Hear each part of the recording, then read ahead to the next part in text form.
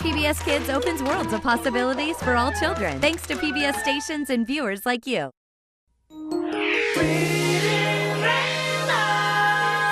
Butterfly in the sky, I can go twice as high. Take a look, it's in a book, a reading rainbow. I can go anywhere. Friends to know and ways to grow, a reading rainbow. I can be anything. Take a look, it's in a book, a reading rainbow. Reading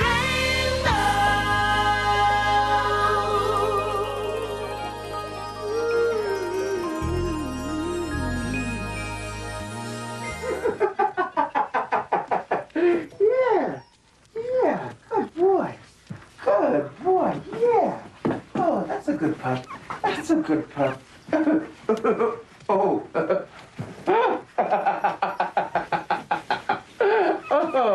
Oh, yeah. Yeah, good boy. Oh, hi. As you can tell, I'm in love. Puppy love. Darla, their mom, just had this litter, and she's letting me help take care of them. They're golden retrievers, and they're about 7 weeks old, and all they do is lick and play and, well, they do a few other basic things, too. You know, when you hold a pup, it's easy to tell why dogs are man's best friend. But other friends can be special, too. And that's what two girls in this book, Best Friends, discover.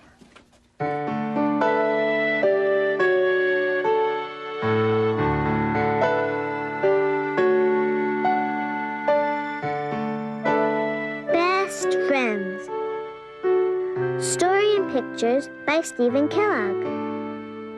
Read by Liza Siegler.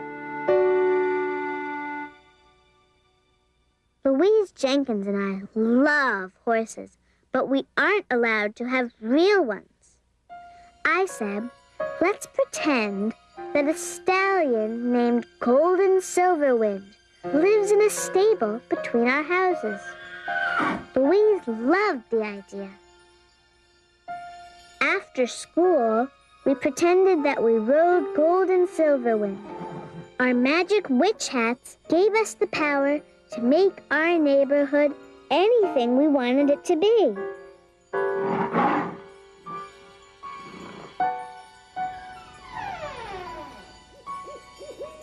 And after dark, when it seemed to be haunted, we weren't scared. As long as we were together, we were best friends. Hi, Louise. Louise, we're here. Summer came, and so did Louise's aunt and uncle. They took her to a mountain resort for a vacation. Louise told me she didn't want to go. It will be awful, she said, and I'll miss you every day. When she left, our neighborhood turned into a lonely desert. I missed her so much. I wished Golden Silverwind and I could rescue her. Finally, I got a postcard. It said, Dear Kathy, this place is terrific. Yesterday, I saw 3 deer behind the lodge. There are lots of kids my age, and Aunt Pat and Uncle Bart take us camping on Pinecone Peak. I hope you're having fun, too. Love from your friend, Louise. Later, I heard Mrs. Jenkins say that Louise had made lots of new friends and was having the best summer of her life. Louise Jenkins was a traitor. She was my worst friend. I wished that a volcanic eruption would blast Pinecone Peak into pebbles. Mom told me not to be jealous of Louise's new friends. Later, she said, I heard that the house across the street has been sold. Maybe there'll be someone your age in the new family. When the moving man came, I asked him if it was someone my age. He said, "Nope, it's Mr. Jode. He's 72. This was the worst summer of my life. The new family was one old man. Mom said we should be good neighbors, and she sent me to invite Mr. Jode for a cookout. When he saw my witch hat, he said, "I wish you'd use your magic powers to help me find good homes for the new puppies that Sarah is expecting." I ran home to ask Mom if I could have one. She said yes. I couldn't wait to have a puppy of my own. And if Louise Jenkins wanted to play with it after she got back from Pinecone Peak, I'd say never. That would fix her. I told Mr. Jode I wanted a spotted one, just like Sarah. "The first spotted one will be yours," he promised. One day, Mrs. Jenkins showed up and said, "I understand that your dog is expecting puppies. I'd like to reserve one for my daughter, Louise." I couldn't stand to think of Louise having one of Sarah's puppies. I told Mr. Jode that I would keep all of them. Mr. Jode asked me if I was afraid that Louise wouldn't give her puppy a good home. I had to admit that she would. A week later, Louise came back.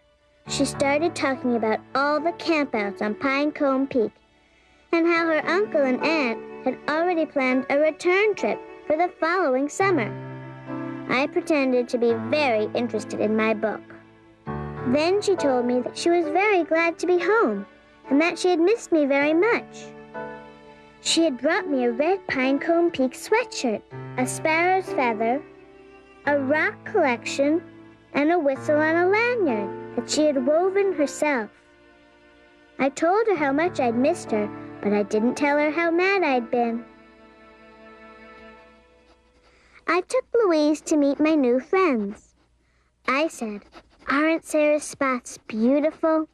I'm going to get the first puppy that looks like her." A few nights later, Mr. Jode called to say that Sarah was having her puppies. By the time we arrived, one puppy had already been born. It was brown. Mr. Jode handed him to Louise. Sarah went to sleep. Mr. Jode and Louise made hot chocolate and tried to think of a name for her puppy. I couldn't wait for mine to be born. Sarah slept for hours. Finally, Mr. Jode said, "It looks like there's only one puppy this time." I felt awful. It wasn't fair. Louise got to spend the whole summer camping on Pinecone Peak, and now she had Sarah's only puppy.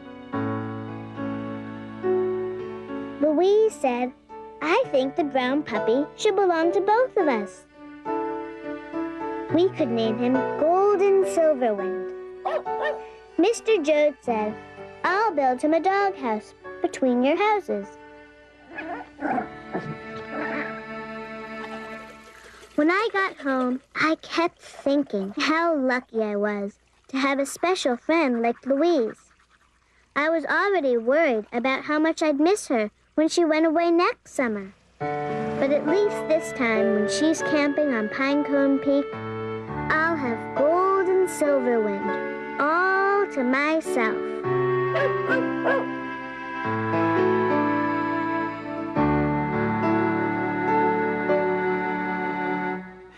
I guess Kathy and Louise found out that friendship means hanging on through the rough times as well as the good.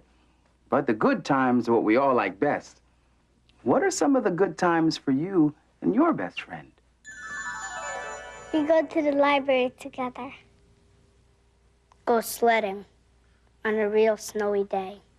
Me and my sister are the most fun in the bath. My best friend is Lola, and we like to play games together. My imaginary friend is a little girl named Sarah, and she loves to come to school with me, but no one ever sees her because she's invisible. We play baseball together, and I make the home runs. This is my friend Rachel, and we love to ride our bikes together, and I take her to the park. This is my best friend, Lowell. Good girl. Yeah. Yeah. This is Darla. One of the things that Darla and I like to share is a treat. So while I eat animal crackers for people, she eats people crackers for dogs. Sharing with someone special makes you feel like you're the one getting the treat. Sharing isn't always easy. It sometimes means giving up something you love because someone else needs it more.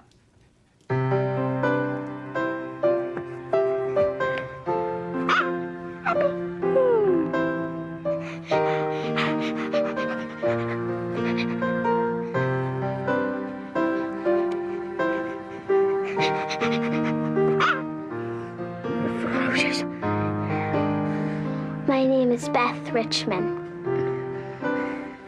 The name of my dog is Abby, and she's a black lab. Good girl.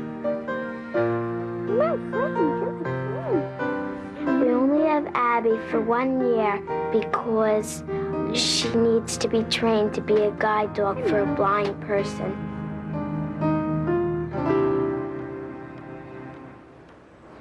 My name is Elaine O'Sullivan, and I am recently blind within the past year or so. It's a lonely business. It's a scary business, being out in the world and not really being sure of where you are out in that world and where you are in relation to the rest of the world around you. It's pretty scary. Walking with a cane requires a tremendous amount of concentration to keep yourself walking straight down the sidewalk. It's difficult. I thought that maybe having a dog would be the answer. In the last 7 months, Abby has really grown up. And now she's so big she can almost lead me around. Now that she's bigger, she's learned a whole lot of things, like not to jump up on people, not to bark, to be kind, to sit. We're gonna make you a beautiful dog. Abby and I are friends because we like to play together, and I think we make a perfect couple. Here, Abby, there's your food. Beth, what would you like to eat this morning? Nothing. No? You're not hungry? You look so sad. What's the matter? We're gonna give up Abby today. Well, I also feel very sad that Abby is leaving us today. You knew that one day you'd have to give her back when we got her. I know, but I didn't know it would come so soon. Mom, I'm not sure I want to do this again because it means giving up our dog which you became very attached to. Well, it's very important to give a puppy like Abby a lot of love so that she can give that love back when she grows up. We want her to love her owner. I hope the person's nice. Well, I'm sure that the person will be very nice and will take very good care of Abby. I hope so. I'm sure of it. When you get ready to go forward, you're going to use your right hand. This is John, my trainer, and he's trying to give me the sensation of walking with a dog. All right, are we ready? Ready. Okay. Forward. That's good. There we go, nice and relaxed. He's teaching me how to walk straight ahead and feel the dog when it moves a little bit over to the right, moves a little bit over to the left to take me around an obstacle. He's holding on to the handle in an attempt to simulate walking with the dog. Now, we're going to be coming up to the curb. Okay. Just bring your hand back in line with your hip. Come on, trust me. Trust me, you're going to have to trust your dog, too. Slowly, and there you are. My trainer takes a lot of time with me so that he can pick the dog that would best be suited for me. It's a big decision. That's it. Step right down, and there you go.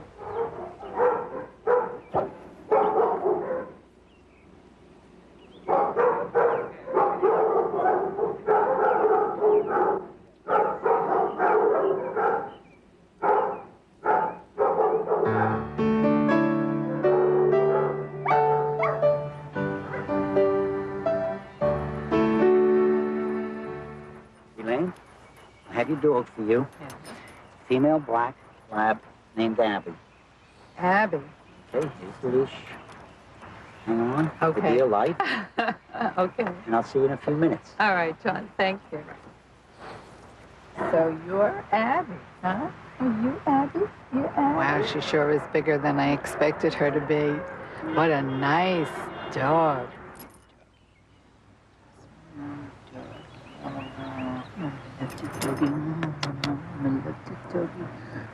Gonna come home and live with me? Huh? I don't know how the puppy walker could give her up. Guess you must be some kind of special person to have a dog for a year and then say, well, I gotta give this dog to somebody else.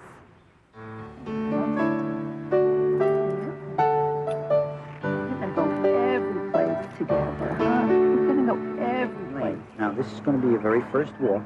Okay. Probably be a little bit nervous, but try not to, okay?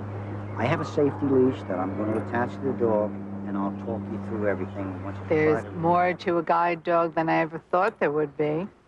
Sidestep to your right. You have to learn an awful lot of things. You have to get your feet in the right position. You have to put your weight When you're ready. on the proper foot. Forward. Straight. Ooh, that's it. Nice and easy. That's it. She goes too fast. There's a little tiny snap on the handle saying steady. Steady. That's it. Now, try to relax and enjoy the walk. Keep looking down the block. You're doing just fine. Walking down the street the first time was very scary. I don't know the dog. I'm not sure she's going to stop at that curb. Maybe she'll walk me right out into the middle of the street.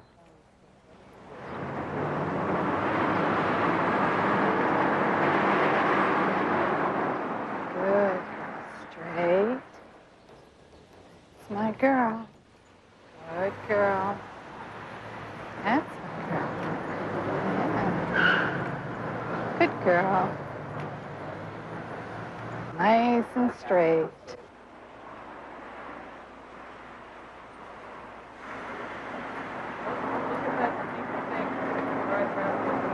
Abby just has turned my life around. She's my eyes, and by her actions, she tells me what she sees. She's the best thing that's happened to me in a very long time. Great girl. Is she a good girl? Yeah, we're lucky she got such a nice person. I didn't know how much it would hurt to give up Abby, but when I saw the lady with Abby, I knew that I wanted to get another dog and help somebody else. Right to that curve. Right to the curve. Right to that curve. Good girl. Good girl. Good girl. Forward. Good girl. Austin! Austin! Come here, Austin! Austin!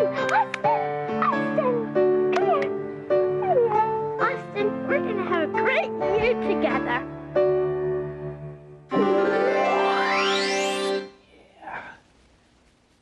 Rub-a-dub-dub.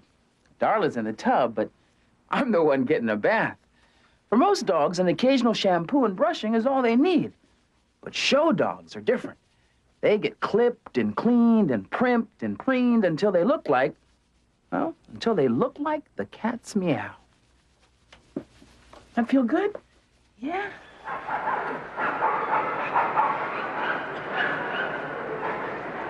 A dog show is like a beauty pageant, where canine contestants strut their stuff and compete for prizes. But the real show is often behind the scenes, where the dogs get ready with more than a little help from their friends.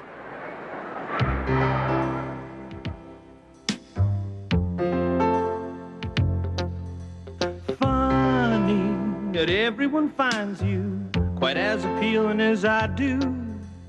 I know I couldn't find anyone I'd like as much as you if I tried to.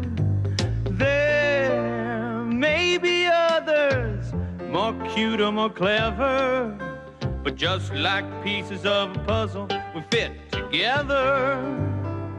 We're a perfect match. We're two of a kind. It was perfectly natural for us to find one another. We were made for each other. We're a perfect match. 'Cause you suit me to a T. I'm as attached to you as I can be. And no wonder we're a perfect match.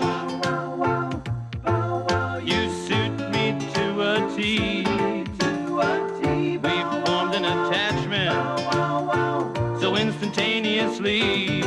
You're no wonder we're a perfect. No wonder we're a perfect. No wonder we're a perfect match.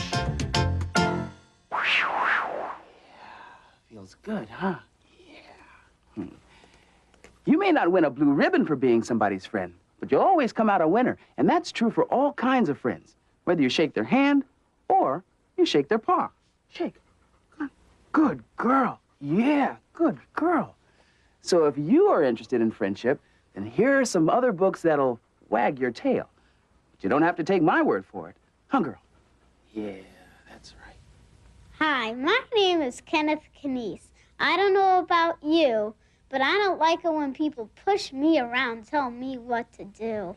That's why I relate to Perlis in the story of Mrs. Loveright and Perlis her cat. Mrs. Loveright is always very chilly. When she gets her cat Perlis, she thinks all of her problems will be solved. But to her surprise, she finds out that there are lots of things that she doesn't know about cats. For example, cats are very independent. Perlis doesn't want to purr or sit on Mrs. Loveright's lap, but Mrs. Loveright forces him to. So Perlis bites Mrs. Loveright's toe to teach her a lesson. Mrs. Loveright doesn't learn her lesson until the end of the book, when she and Perlis strike up an agreement. I learned something important from this book. No matter who your friend is, a cat, a dog, or the kid next door, you have to let them be who they want to be, or else there may be trouble. Hi, I'm Chinana, and I want to tell you about a book that really captures what friendship is all about. It's called A Gift for Tia Rosa, and it's by Karen T. Taha. The girl in the book, Carmela, has a special friend she calls Tia Rosa. Tia Rosa is much older than Carmela and very sick. Every day, Carmela visits Tia Rosa. They laugh and talk and learn from one another. It's sad when Tia Rosa dies, but Carmela finds a special way to remember her dear friend. It's great to share your time with a friend, especially one like Tia Rosa. So get together with your best friends and read this book. Hey, pups, I'm Fred. Here's a great book called The Puppy Who Wanted a Boy. Yeah. Petey is a puppy who is very lonely. He yearns for a little boy to play with and to be his friend. Through the whole story, Petey searches and searches. And in the end, he finds a happy home. I love a happy ending. Make no bones about it. This is a beautiful tale. Trot down to the library and sniff it out. Great book. You know, it doesn't matter who your friends are, as long as you have them. Because man or beast, good friends are hard to come by. Huh, guys? Yeah, that's right. I thought you'd agree. You know what? I think it's time to find homes for you guys. So let's get going and make 1, 2, 3, 4, 5, 6. Where's 7? Where? Oh, there you are. Let's go make 7 people very happy. Okay? Looks like we're at the tail end of this show. So, I'll see you next time. Come on, guys. Here we go. Here we go. Come on, Donna. Come on, girl. Here we go.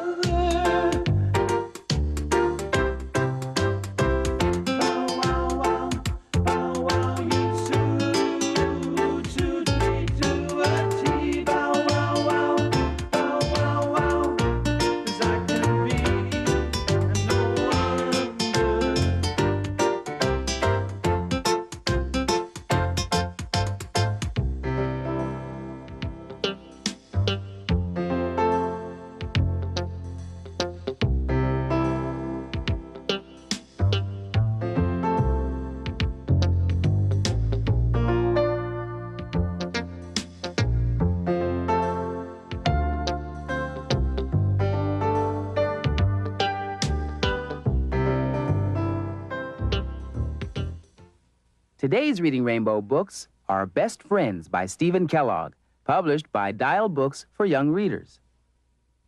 The Story of Mrs. Lovewright and Perlis, Her Cat, by Lore Siegel, illustrated by Paul O. Zielinski, published by Alfred A. Knopf.